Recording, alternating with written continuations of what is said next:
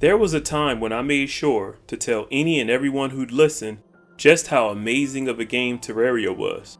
A true sandbox in its purest form. Of course, it didn't mean much. No matter how many complaints I'd hear about the state of gaming, how corrupt and greedy the industry had become, or just how much gamers missed the older days when developers actually cared.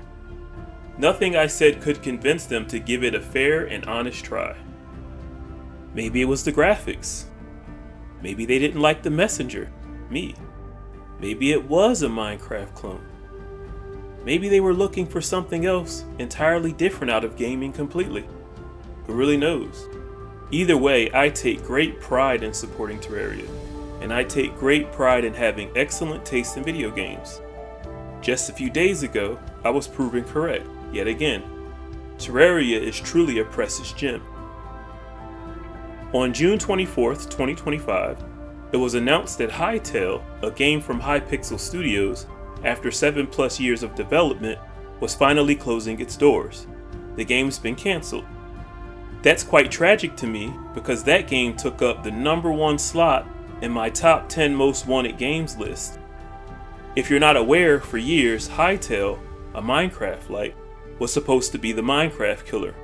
Seeming as how it was popular opinion amongst the fan base that Minecraft, the game that inspired this genre, had lost its soul after being sold off to Microsoft Gaming. Whatever the real reason in both instances, this circumstance isn't a completely unique story.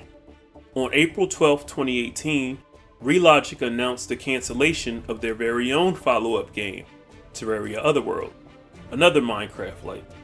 Stranger still, Terraria version 1.4.01 ended up absorbing some of Otherworld's conceptual ideas and assets, most notably its OST and its special world seeds, or Otherworlds. Terraria ended up eerily benefiting from the failure of Terraria Otherworld.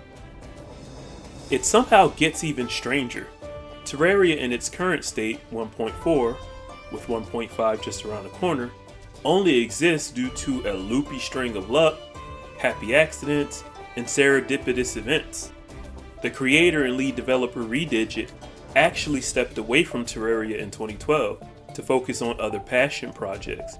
Terraria version 1.1 was supposed to be the last and final version, but we all know how that story played out. It's quite possible, in an alternate turn of events, we never get a 1.5. Terraria to its core is unlike any other game out there, and that's quite extraordinary.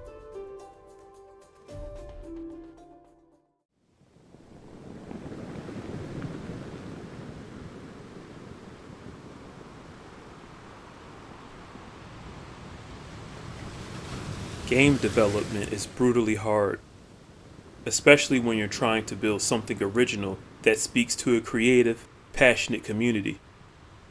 Over time, as our vision evolved and the genre matured around us, the bar kept raising. Noxy, co-founder, Hypixel Studios.